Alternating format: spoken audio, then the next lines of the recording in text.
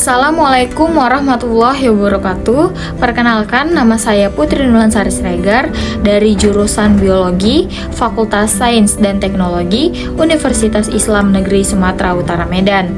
Yang pertama-tama, saya sangat berterima kasih kepada Ibu dosen, Ibu Syukriya MSc, selaku dosen pengampu mata kuliah Organogenesis.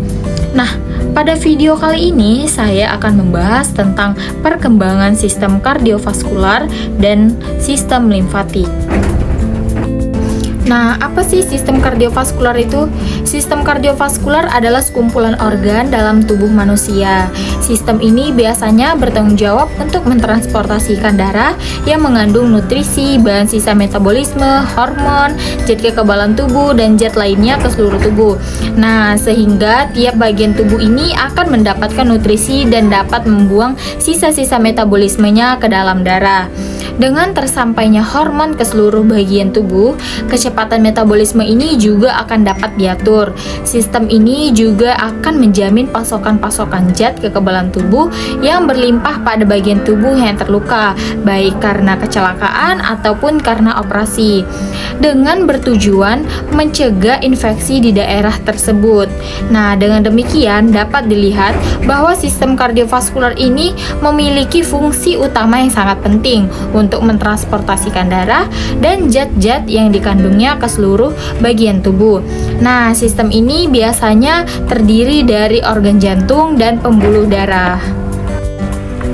Nah, sistem kardiovaskular inilah merupakan yang sistem tertutup, yang artinya darah yang ditransportasikan akan berada di dalam jantung dan pembuluh darah, tidak dialirkan keluar pembuluh darah. Nah, berdasarkan arah aliran darah, maka pembuluh darah ini dapat dikelompokkan menjadi dua. Yang pertama adalah pembuluh darah yang meninggalkan jantung atau arteri, kemudian ada pembuluh darah yang menuju jantung atau vena. Nah, berdasarkan ukuran penampangnya atau diameternya, maka pembuluh darah ini yang disebut arteri dan vena dapat dikelompokkan menjadi pembuluh darah besar, sedang, dan kecil. Contoh dari pembuluh darah arteri yang besar adalah aorta, kemudian pembuluh darah arteri sedang adalah tibialis atau radialis, kemudian sedangkan contoh dari vena besar adalah vena cava superior dan inferior. Nah, di antara pembuluh darah ini, arteri kecil atau arteriol dan vena kecil atau venul, akan terdapat saluran-saluran kecil yang disebut sebagai pembuluh kapiler. Nah, pembuluh kapiler inilah yang menghubungkan bagian pembuluh darah arteri dan vena tersebut. Jantung terletak di rongga dada atau toraks dan cenderung terletak di sisi kiri. Nah, jantung juga berbentuk kerucut dan berongga. Jantung juga merupakan jaringan istimewa karena apa? Karena kalau dilihat dari bentuk dan susunannya merupakan otot seran lintang atau lurik, tetapi cara kerjanya menyerupai otot polos, yaitu bekerja di luar kemampuan kita. Nah, ukurannya biasanya sebesar genggaman tangan kanan.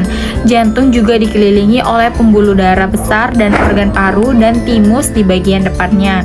Jantung juga memiliki sistem yang memungkinkan mereka untuk berdenyut sendiri. Sistem ini biasanya disebut dengan sistem pengantar yang terdiri dari impulsion atrial atau SA node, lintasan antar simpuls di atrium, simpuls anterventricular atau AV node, dan berkas His atau bundle of His.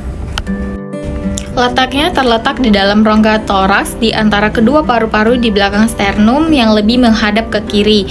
Nah, basisnya itu terletak di antara kosta ketiga kanan 2 cm dari sternum dan kosta kedua kiri dari 2 cm sternum. Apex terletak di antara kosta kelima dan keenam interkostalis 4 cm dari sternum ke kiri. Nah, yaitu 2 jari di bawah. Nah, di tempat inilah terasa teraba denyut jantung yang paling keras yang disebut dengan ictus cordis.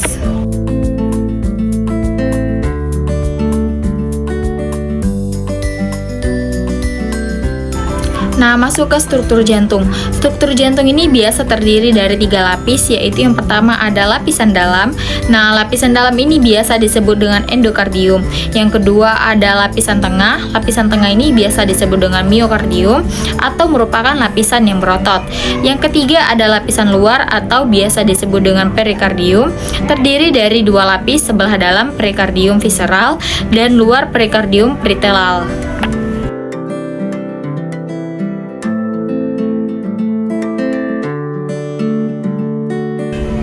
Nah, selanjutnya kita masuk ke bagian-bagian jantung. Bagian-bagian jantung ini terdiri dari 4, yaitu atrium kanan, kemudian ada ventrikel kanan, kemudian ada atrium kiri, kemudian ada ventrikel kiri. Nah, atrium kanan ini menampung darah dari vena cava superior dan inferior yang selanjutnya akan dialirkan ke ventrikel kanan. Kemudian ada ventrikel kanan.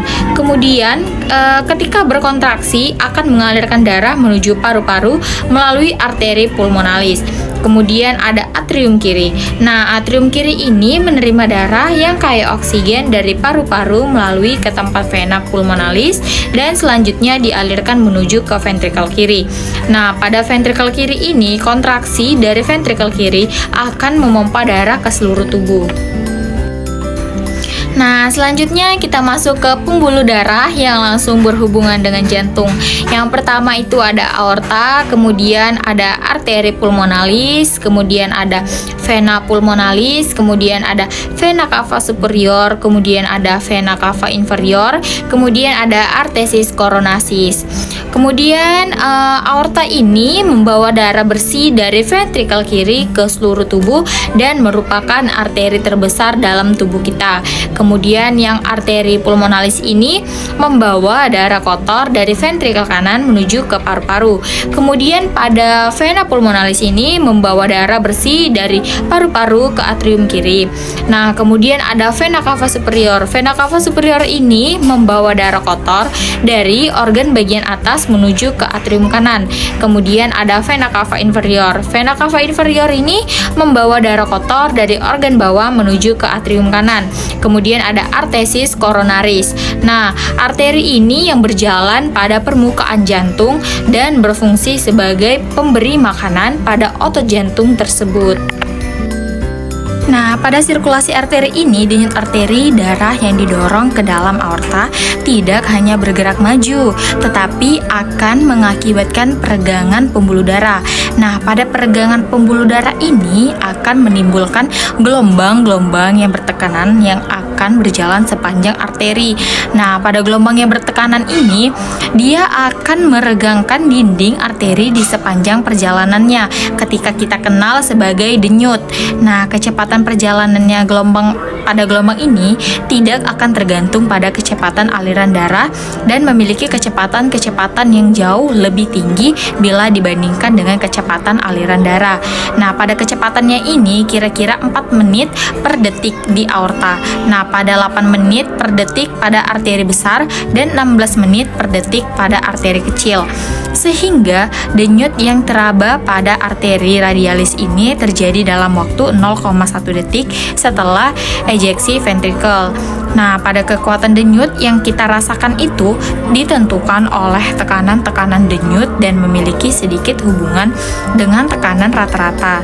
Nah, pada tekanan lemah itu dapat dijumpai pada keadaan shock dan tekanan yang kuat itu bila isi sekuncup besar seperti pada keadaan berolahraga.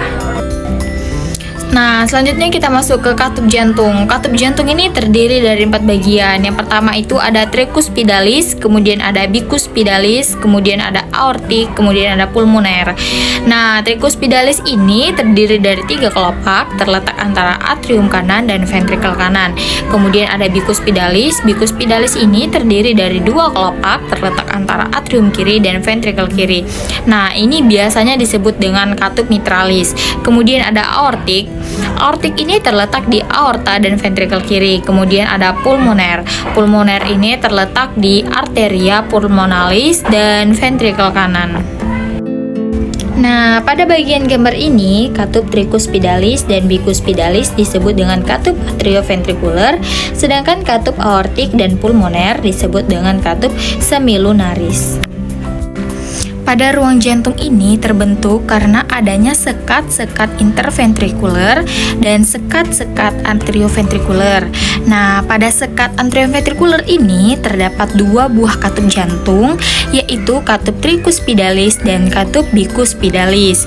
Disebut tricuspidalis karena terdiri dari 3 lempengan katup, dan disebut bicuspidalis karena terdiri dari 2 buah lempengan katup.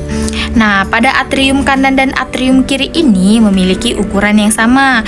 Demikian juga ventrikel kanan dan juga ventrikel kiri.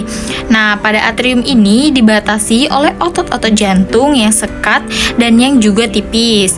Sedangkan pada bagian ventrikel dilapisi oleh otot jantung dan sekat interventrikuler yang tebal. Pada 4 ruang jantung ini dilapisi oleh lapisan-lapisan endotel, endokardium, miokardium, dan 2 lapisan-lapisan perikardium.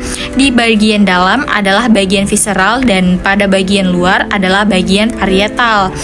Katup jantung ini sesungguhnya merupakan perluasan cincin fibrosa atrioventrikuler yang terdiri dari jaringan-jaringan ikat fibrosa yang dilapisi oleh endotel pada kedua sisi tersebut. Pada persarafan jantung ini yang dipersarafi oleh saraf simpatis yang dapat mempercepat irama dari jantung dan parasimpatis yang dapat memperlambat irama-irama dari jantung. Nah, bisa kita lihat pada gambar di samping. Nah, perubahan-perubahan pada struk, volume, dan frekuensi jantung akhirnya akan mempengaruhi curah jantung. Frekuensi jantung ini diatur oleh persarafan otonom atau simpatis dan parasimpatis. Rangsangan oleh saraf simpatis ini akan meningkatkan frekuensi denyut jantung atau efek kronotropik positif, sedangkan rangsangan oleh parasimpatis akan mengakibatkan perlambatan denyut jantung atau efek dari kronotropik negatif. Nah, struk volume ini juga akan dipengaruhi oleh persarafan otonom. Rangsangan simpatis ini akan mengakibatkan peningkatan struk volume karena peningkatan kekuatan kontraksi otot jantung atau efek intropik positif, dan rangsangan parasimpatif yang mengakibatkan akan penurunan struk volume akibat penurunan kekuatan kontraksi dari otot jantung atau efek intropik negatif. Nah, selain itu, isi sekuncup juga akan tergantung pada panjang serabut miokardium atau peregangan otot jantung dan tidak tergantung dari persarafan. Nah, kekuatan kontraksi inilah adalah yang sebanding dengan panjang awal serabut-serabut otot jantung pada batas-batas tertentu atau hukum Starling atau Starling Law. Banyak faktor-faktor yang dapat mengakibatkan terjadinya regangan seperti daya pompa otot rangka, tonus vena, tekanan intratoraks, dan posisi tubuh pada volume darah total dan pengisian dari ventrikel. Nah, masuk kepada pergerakan jantung. Jantung ini dapat bergerak yaitu dengan cara mengembang dan menguncup yang disebabkan oleh karena adanya rangsangan yang berasal dari susunan saraf otonom tersebut. Nah, rangsangan ini dapat diterima oleh jantung karena pada simpula saraf yang terletak pada atrium kanan dekat masuknya vena cava yang disebut dengan S anodus. Pada sirkulasi peredaran darah, yang pertama itu ada arteri. Arteri ini menyalurkan darah bertekanan tinggi ke jaringan atau dinding yang kuat dan aliran yang cepat. Kemudian ada arteriol. Arteriol ini adalah cabang terakhir dari arteri. Dinding yang kuat dapat menutup total atau berdilatasi beberapa kali mengubah aliran ke kapiler. Kemudian ada kapiler. Kapiler ini tempat pertukaran cairan, O2, CO2, gizi, elektrolit, hormon, dindingnya sangat tipis dan permeabel. Kemudian ada vena. Vena ini mengangkut darah dari jadinya kembali ke jantung atau tekanan rendah dan dindingnya sangat tipis. Nah, selanjutnya kita masuk ke aliran darah koroner. Aliran darah koroner ini adalah aliran darah yang mendistribusikan darah di dalam otot jantung dan terdiri dari 3 pembuluh darah utama, yaitu yang pertama ada arteria koronia kanan, kemudian ada arteria intraventrikuler anterior, kemudian ada arteria circus flexa kiri. Nah, bisa dilihat pada gambar di samping. Nah, selanjutnya kita masuk ke aliran darah portal. Aliran darah portal ini adalah aliran darah balik, darah vena yang berasal dari usus halus, usus besar, lambung, dan limfa. Selanjutnya kita masuk ke pembuluh darah sistemik. Pembuluh darah sistemik ini terdapat pembuluh darah arteri, kemudian arteriol, kemudian terdapat kapiler, kemudian masuk ke jaringan atau sel yang kemudian dia akan menjadi keluar dari kapiler vena, kemudian ke venul, kemudian lanjut masuk kembali ke jantung melalui vena cava superior dan inferior. Pada pembuluh darah pada peredaran darah kecil terdapat arteri pulmonalis. Nah, arteri pulmonalis ini merupakan pembuluh darah yang keluar dari ventrikel kanan menuju ke paru-paru. Nah, arteri ini bercabang dua, masing-masing menuju ke paru-paru kanan dan paru-paru kiri. Pada pembuluh darah pada peredaran darah besar terdapat aorta. Nah, aorta ini merupakan pembuluh darah arteri yang besar keluar dari jantung ventrikel kiri melalui aorta ascendens. Aorta ascendens ini adalah bagian aorta yang berjalan menurun. Pada peredaran darah kecil, darah dari jantung kemudian masuk ke ventrikel kanan, kemudian menuju ke katup semilunaris, kemudian menuju ke arteria pulmonalis, kemudian ke paru-paru kiri dan kanan, kemudian menuju ke vena pulmonalis, selanjutnya ke jantung atau atrium kiri. Kemudian ada peredaran darah besar. Nah, peredaran darah besar ini dimulai dari darah dari jantung, kemudian ke ventrikel kiri, kemudian menuju ke katup semilunaris aorta, kemudian menuju ke aorta, kemudian menuju ke arteri, kemudian menuju ke anteriol, kemudian menuju ke kapiler arteri, kemudian menuju ke kapiler vena, kemudian menuju ke venul, selanjutnya ke vena cava, kemudian ke atrium kanan. Pembuluh darah berkembang dari lapisan germinal mesodem. Perkembangan pembuluh darah dan jantung dimulai pada pertengahan minggu ketiga kehidupan. Nah, sirkulasi janin ini melalui sistem vaskular dimulai sekitar 8 minggu pada perkembangannya. Pembentukan pembuluh darah terjadi melalui dua mekanisme utama. Yang pertama itu ada angiogenesis dan yang kedua ada vaskulogenesis. Nah, vaskulogenesis ini adalah proses pembentukan pembuluh darah pada embrio. Nah, sedangkan pada angiogenesis ini adalah pembentukan pembuluh darah baru dari lapisan endotel pembuluh darah yang sudah ada. Pembentukan sistem pembuluh darah pada neural awal disebut dengan avaskular dan pada saat pembentukan somit terbentuklah jejaring pembuluh darah dalam embrio. Nah, pembuluh darah ini intraembrionik dibentuk pada pertama kali turunan mesodem splanik di seluruh tubuh dan pada angioblast ini sebagai pembentukan pembuluh darah tersebut.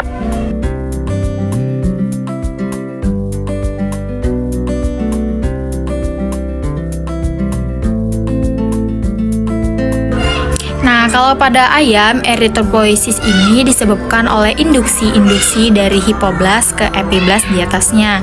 Nah, pada minggu ketiga inilah perkembangan embrio manusia menjadi sel-sel mesodem di bagian mesodem visceral kantung yolk yang berdiferensiasi menjadi darah dan pembuluh darah.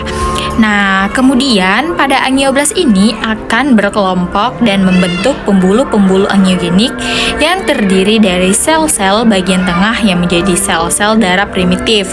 Nah, pada sel-sel darah primitif ini akan mengalami program sel dan sel-sel darah fetus ini kemungkinan berasal dari endodem pada kantung yolk. Pada bagian-bagian tepi memipih hingga membentuk sel-sel endotel yang membatasi pulau-pulau pada darah. Nah, pada bagian gambar yang A terdiri dari sel-sel mesenkim yang tidak berdiferensiasi. Nah, pada yang B itu pembentukan pada pulau-pulau darah. Nah, kalau pada gambar yang C itu pembentukan kapiler pada darah.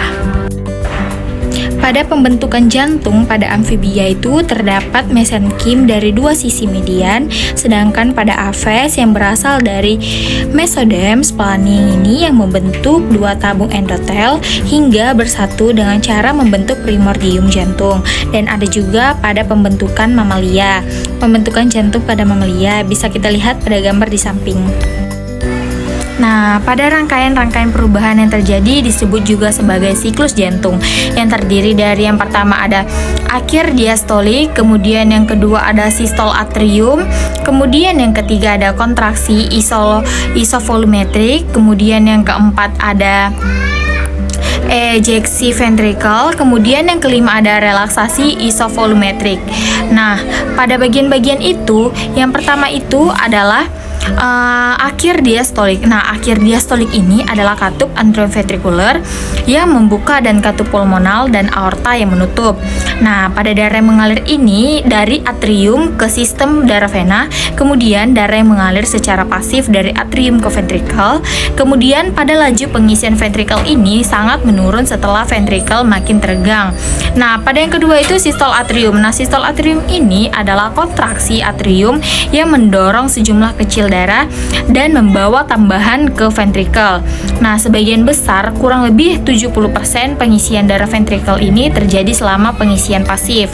Nah, kontraksi atrium ini dapat mengakibatkan muara-muara vena cava yang semakin mengecil.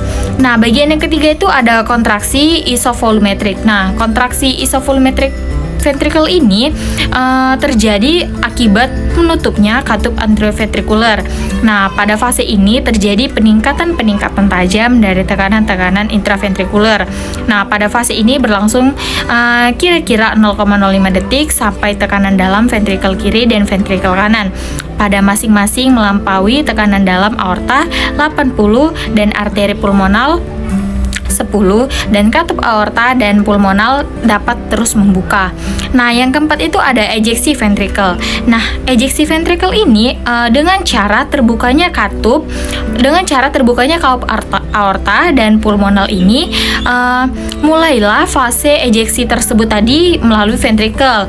Nah, puncak tekanan ventrikel kiri ini adalah sekitar 120 dan sampai 25. Nah, yang kelima ini ada relaksasi isovolumetrik. Nah, relaksasi isovolumetrik ventrikel ini setelah seluruh otot ventrikel berelaksasi yang diikuti oleh penutupan katup aorta dan pulmonal, tekanan-tekanan ventrikel ini akan menurun dengan tajam. Pada periode ini berlangsung selama 0,04 detik. Pada periode relaksasi isovolumetrik ini berakhir ketika tekanan intraventrikuler turun di bawah tekanan atrium dan katup atrioventrikuler yang sedang membuka. Selanjutnya kita masuk ke sistem limfatik. Sistem limfatik ini adalah suatu sistem sirkulasi sekunder yang berfungsi mengalirkan limfa atau getah bening di dalam tubuh. Nah, limfa ini berasal dari plasma darah. Cairan ini kemudian dikumpulkan oleh sistem limfa melalui proses difusi ke dalam kelenjar limfa dan dikembalikan ke dalam sirkulasi. Sistem pembuluh limfa. Sistem pembuluh limfa ini merupakan saluran antara darah dan cairan jaringan Middleman. Nah, zat-zat koloid dan garam elektrolit ini tidak dapat masuk ke dalam aliran darah dan akan masuk ke dalam aliran limfa. Nah, selanjutnya kita masuk ke fungsi pembuluh limfa. Fungsi pembuluh limfa itu yang pertama ada mengembalikan cairan dan protein dari jaringan ke sirkulasi darah, kemudian mengangkut limfosit dari kelenjar limfa ke sirkulasi darah, kemudian membawa lemak dari usus ke sirkulasi darah atau pembuluh lateral, kemudian menyaring dan menghancurkan mikroorganisme, kemudian menghasilkan zat antibodi untuk melindungi terhadap kelanjutan infeksi. Pada ductus limfatikus kanan, yang pertama itu panjangnya kurang lebih sekitar 1,2 cm, kemudian menerima limfa dari kela kanan, leher kanan, dada kanan, kemudian pada lengan kanan. Kemudian yang ketiga itu bermuara pada vena clavia kanan. Kemudian kita masuk ke ductus limfatikus kiri atau ductus thoracicus. Yang pertama itu dimulai dari cisterna kili di bagian depan vertebrata lumbalis, kemudian ke bagian atas, kemudian ke bagian vena brachiocephalica, kemudian ke bagian vena cava superior. Kemudian yang kedua adalah merupakan kumpulan pembuluh limfa yang berasal dari kepala bagian kiri, kemudian dari leher kiri, kemudian dari bagian perut, kemudian dari anggota gerak dan otot-otot dalam rongga perut tersebut. Selanjutnya kita masuk ke sirkulasi limfa. Yang pertama itu normalnya darah yang keluar dari jantung lebih banyak dari darah kembali ke kandungan melalui kapiler darah. Dan yang kedua, darah yang tidak bisa kembali melalui kapiler darah dan akan masuk ke pembuluh limfa yang akhirnya bersatu ke pembuluh vena. Dan yang ketiga ada akhirnya jumlah darah yang keluar dari jantung jumlahnya akan sama dengan darah yang kembali ke jantung. Dan yang keempat ada protein oksigen yang dikembalikan ke aliran darah melalui pembuluh limfa. Dan yang kelima ada aliran limfa normal 2-4 liter atau sama dengan 24 jam. Nodus limfatisi. Nodus limfatisi atau kelenjar limfa bentuknya lonjong seperti buah kacang, kemudian terdapat di sepanjang pembuluh limfa, kemudian berkelompok pada satu daerah. Sekian pemaparan materi dari saya tentang perkembangan sistem kardiovaskular dan limfatik. Kurang dan lebih saya mohon maaf. Wabillahi taufiq wal hidayah. Wassalamualaikum warahmatullahi wabarakatuh.